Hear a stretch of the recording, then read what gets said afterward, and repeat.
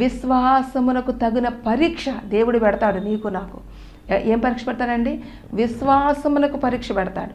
ఆ పరీక్ష పెట్టినప్పుడు అయ్యో నేను నిలబడలేకపోతున్నాను, నా వల్ల కాదు, ఈ పరీక్షలో నా వల్ల కాదు, నేను మరలా నా ఈ వెనకటి స్థితిలోకి వెళ్ళిపోతానని చెప్పినట్లుగా ఓడిపోయే అనుభవంలో నీవు ఉండకూడదు. అది ఏది ఏమైనప్పటికీ దేవుడు మన పక్షముగా ఉన్నవాడు, మన దేవుడై ఉన్నాడు. ఆయన సజీవుడైన దేవుడై ఉన్నాడు. ఆయన అన్యాయస్తుడు కాడు. అందుకే దేవుని వాక్యం చెప్పబడింది, యెహోవా న్యాయవంతుడు, ఆయన న్యాయం తీరుస్తాడు. నీకు ఒకవేళ ఒక శోధన, ఒక బాధ వచ్చినా దానికి అనేక రెట్ల ఆశీర్వాదాన్ని దేవుడిస్తాడు. ఎప్పుడు?